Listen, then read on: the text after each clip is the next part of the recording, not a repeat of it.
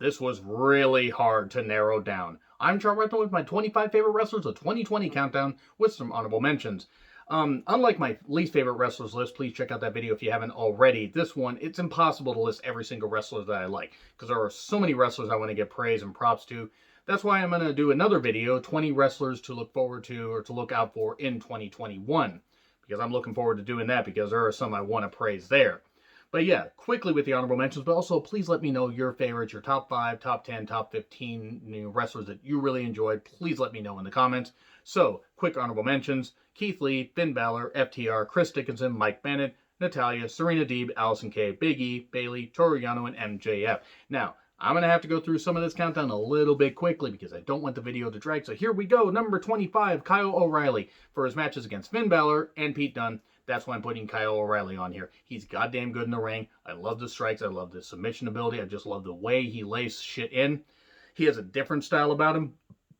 Stuff seems real, but he's safe. You can tell he knows what he's doing, and just, the veteran status that he has achieved here after working in Ring of Honor for so goddamn long, he is really, really fucking good.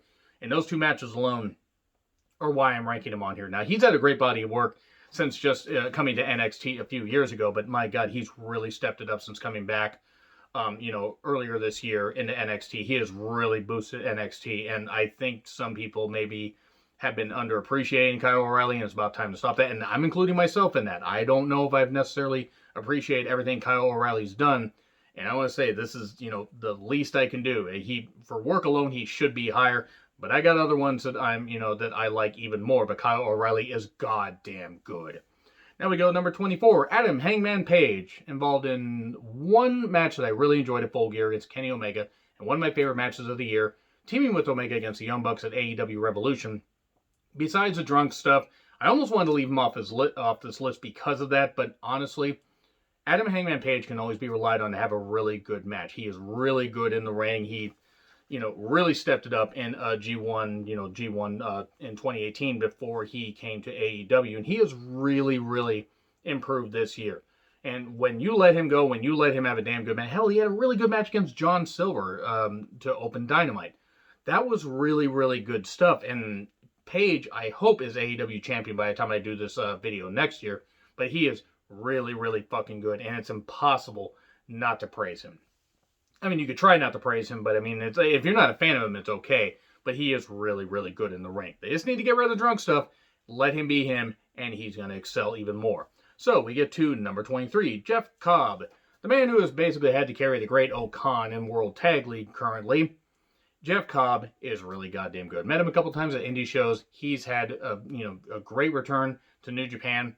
He has really, really done well. I love watching Jeff Cobb. The strength of him is just insane.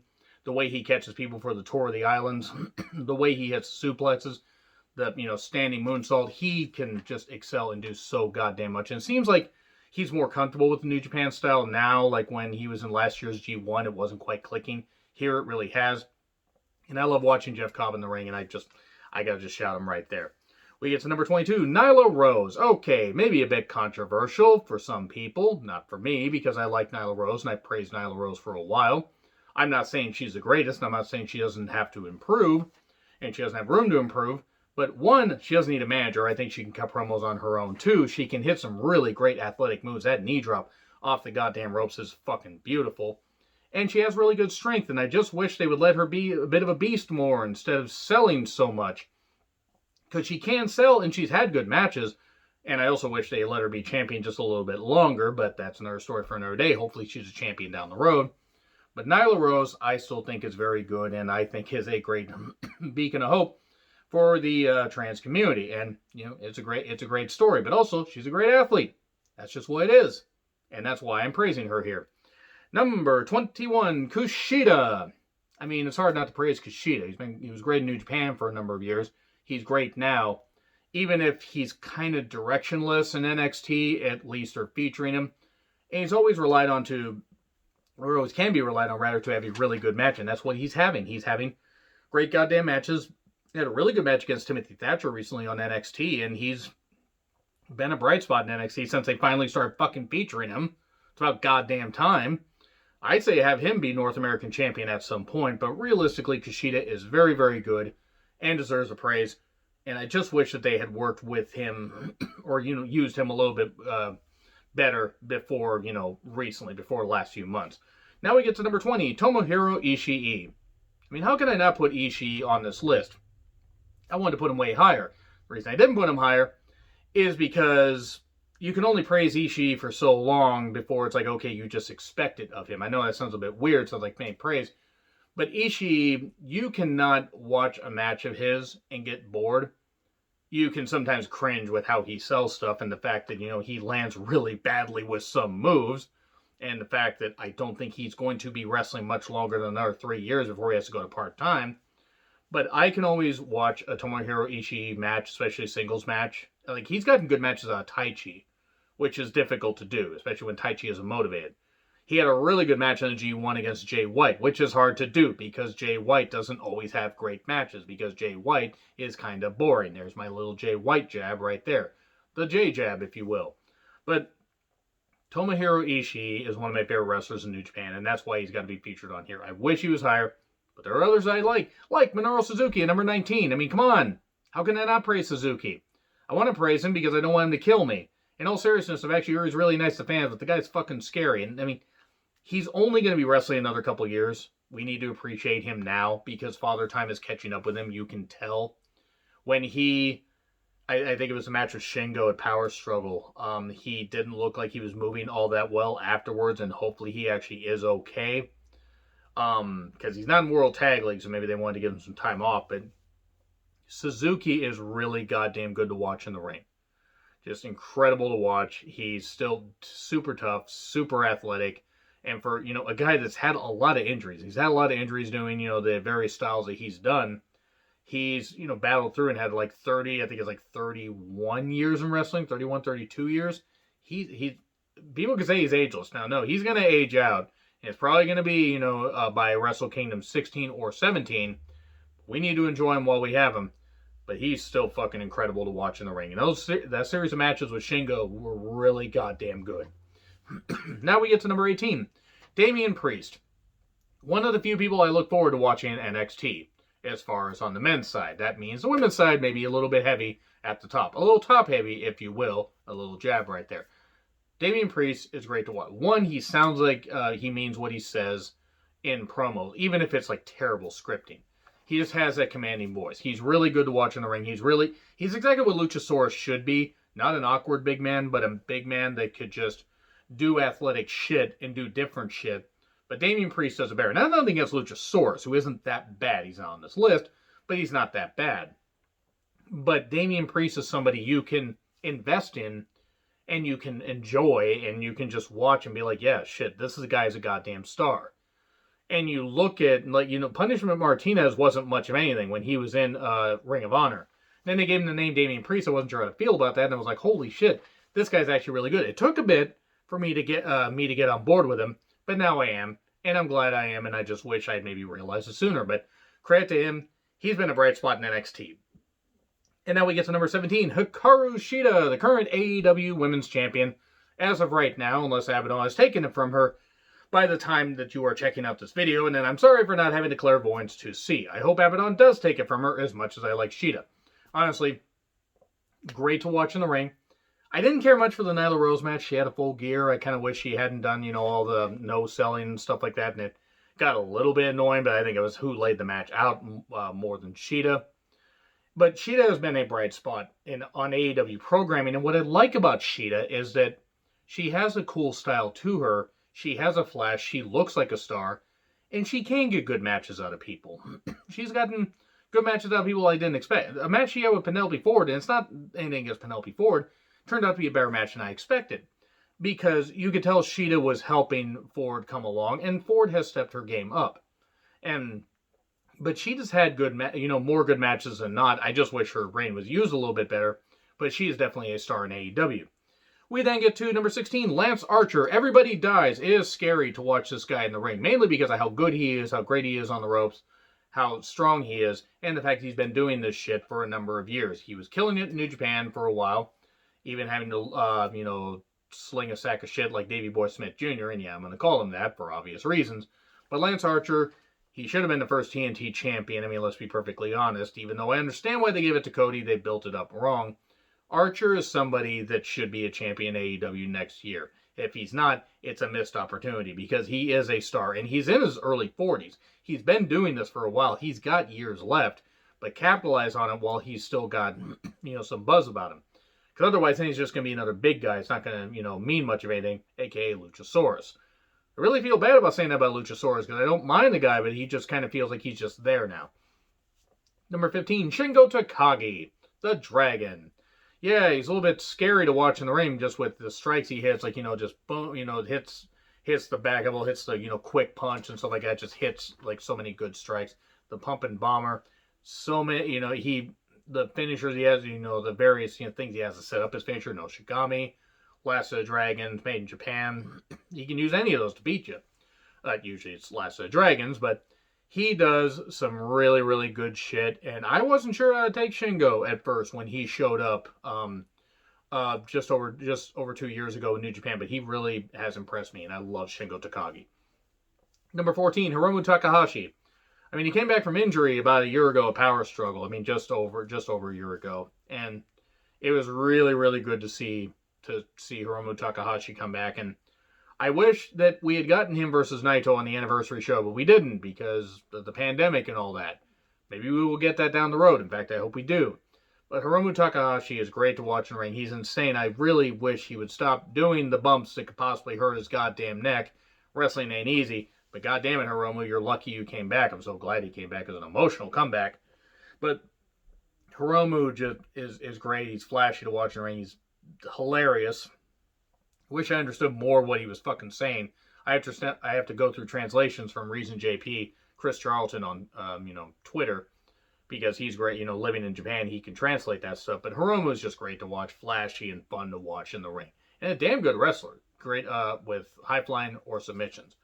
Number 13, Sonata. I wanted to rank Sonata in the top 5. Here's the thing: Sonata coasts too much, and it frustrates me. Sonata is great though. That match against Kota Ibushi, the G1 Finals, had one of the closest near falls I have ever fucking seen, and I love it. I'm getting goosebumps thinking about it right now. It was goddamn amazing. I was actually shocked. I was like, I literally was, like just gasping, like just absolutely shocked. But Sonata has had great match after great match this year, and I just fucking wish he wouldn't coast so much. I'm not saying I want him to go 100 miles an hour every single time. I just wish he wouldn't coast so much. We then get to number 12, Darby Allin. What can I say about Darby Allin that hasn't been said already? He's insane. I don't get the black and white stuff, the videos he does, but goddamn, I mean, I'm not talking about the face, man. I'm talking about the videos, but he makes you want to watch him whenever he's in the wrestling ring. He is really damn good to watch. He is really entertaining. The coffin drops, a great finisher. The Last Supper, the trap pin that he does, when he dies, he looks like he's throwing himself at you. The Darby Allin's really fun to watch in the ring, and I've seen him live. And he works that hard, whether he's in front of 500 people or whatever they can allow in Daly's place. I mean, when he was wrestling in arenas that were like 10,000 something people, he wrestles just that hard in front of crowds of 500. I've seen him do it. Nice guy, by the way, too. I've met him multiple times. Met him while him and Priscilla Kelly were still together. They're no longer together as far as I know. But Darby, really, really nice guy. And inspirational story as far as, stuff he's overcome. Number 11, Toni Storm. Fucking Christ, Toni Storm is just a beauty, isn't she? She's great to watch in the ring, but just she has that star appeal. She makes you want to watch her. It's like I could watch Toni Storm matches all day because she has that great, draw about her. She is really good in the ring. Got to see her live at one of the first indie shows I went to. I know I reference my indie experiences a lot, but some of that has changed my opinion on how I view some of these people. And Toni Storm, by the way, really nice, really personable, really nice. But first ever NXT UK Women's Champion. Well, yeah, she was an NXT UK Women's Champion. Sometimes that lineage is a little bit confusing to me.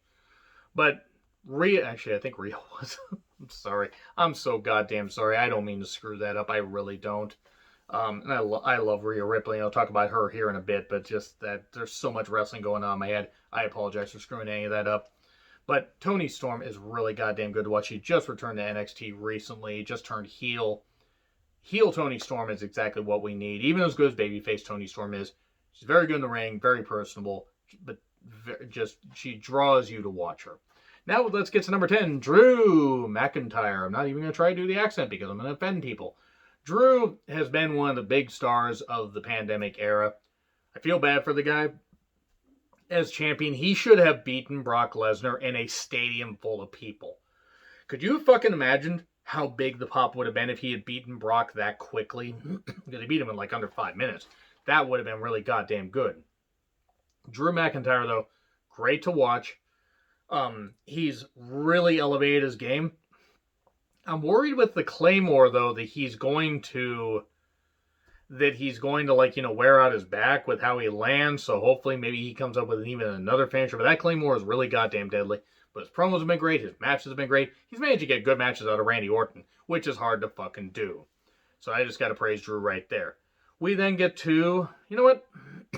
My list, I'm making a sub right here. I'm going to create number 9 for Naito and Adam Cole. Why am I creating 9 for Naito and Adam Cole? Because I can't choose between the two of them which one to leave off. Naito, current IWGP Heavyweight and Intercontinental Champion. Please separate the belts after Wrestle Kingdom. It's hard not to love Naito. He won in the Tokyo Dome, and it was so goddamn great. And he lost it to Evil for 45 days. And then 60-some days? 60-some days. Whatever. Maybe it just was 45. The whole point is he lost it to Evil and then won it back in Jingu Stadium, which was good because Evil was not a very good champion. But then I'm going to praise Adam Cole as well because Adam Cole is just really that fucking good. His promos are great. He means what he says. And he can take the worst stuff that WWE gives him and deliver it properly. He nails it every time. And his work is really goddamn good. Him and Pat McAfee. Or as you know, when he's been wearing a mask, I'm calling him Maskafee. I'm going to run that into the ground like I do all my jokes. He managed to get a really good match there, and Pat was there for every step of the way. I mean, and Adam Cole, it wasn't his fault. The In Your House match wasn't all that goddamn good against Velveteen Dream. That was all on Velveteen Dream because he was probably like, hey, where are the teenagers at? Anyway, Adam Cole and Naito get the number 9 slot right there because my list, my rules, and whatever. Now, number 8, Asuka. What the fuck can I say about Asuka? I love her. Love Asuka. Great to watch in the ring. Raw Women's Champion. Had to go through a lot of bad booking this year. She got to go be a warrior while Becky Lynch got to go home and be a mother. I'm going to get hate for that, but that's okay. Becky Lynch isn't on here, by the way. Nothing against Becky Lynch, but I'm going to wait and see how she is when she comes back. And best wishes to her and Seth Rollins with their pregnancy. Whatever they're going to have. Don't know if they're going to have a boy or girl. None of my business. Whatever. Wish them nothing but the best and hope the kid's happy and healthy. So, Asuka, though, come on. It's fucking awesome. I love her. I mean, I didn't mind her yelling on commentary. It was entertaining at first, man. Then it got a little bit annoying. But Asuka is great to watch. And you're drawn in to watch her. And, I mean, yeah, her, character has taken a lot of dents. But she's still really fucking good to watch. Number 7, Jon Moxley. No, I am not going to do the fucking Justin Roberts thing, mainly because unlike Justin Roberts, I'm not attracted to teenagers. Justin Roberts, you sick freak. Anyway, moving on from that. Moxley, the current AEW Heavyweight Champion. That would be a little bit weird if he was that. Maybe Renee can have the kid and then get into the ring and become AEW Women's Champion. Please don't.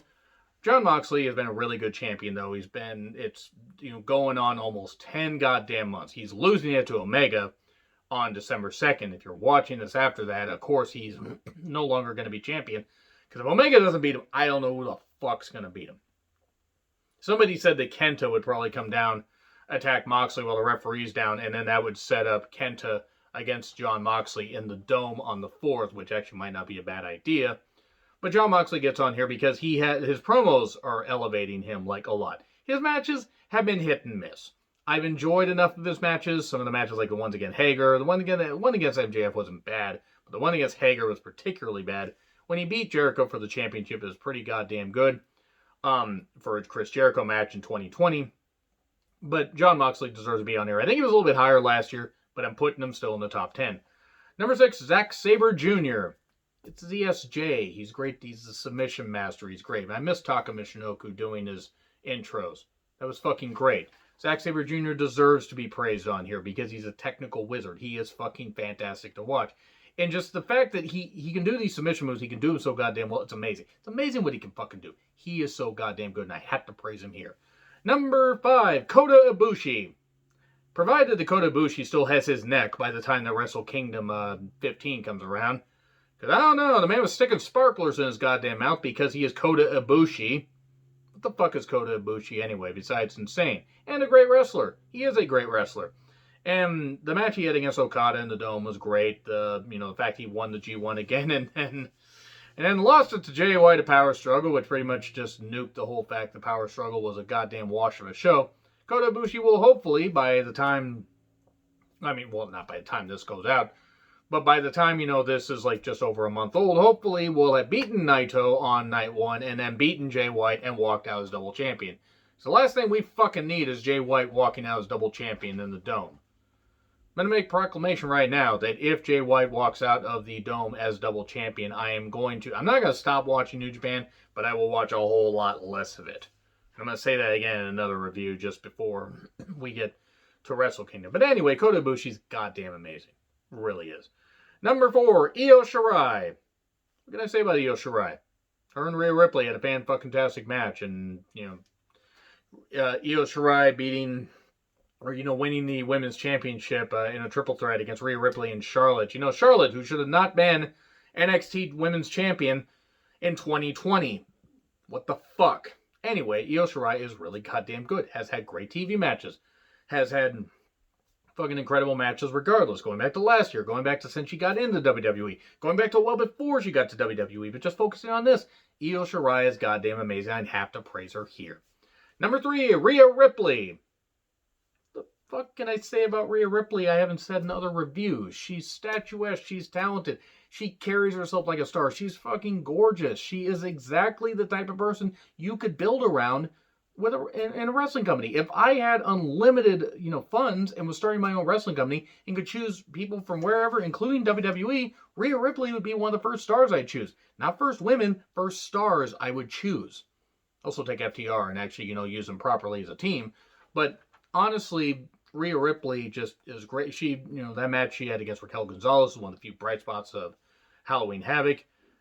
The match she had against Mercedes Martinez, where Mercedes Martinez went to the main roster to be part of the group that calls themselves Retribution, and now I don't know if she's going to be back in NXT or what. Hopefully she's going to be okay. But Rhea Ripley would always have great matches regardless. I'm sure by the time, some people see this in a couple weeks, she'll have a great performance at War Games. If she's not in War Games, I'll be shocked. But Rhea Ripley, despite all the shit booking, losing to Charlotte, really fucking stupid, at Mania, how fucking stupid that was. It was fucking bullshit. She should have beaten Charlotte. It was goddamn atrocious.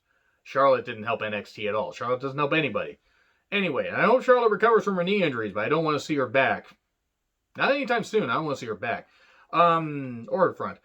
Rhea Ripley, really goddamn good in the ring. And I gotta praise her here. Number 2, though, Thunder Rosa. Come on. Thunder Rosa.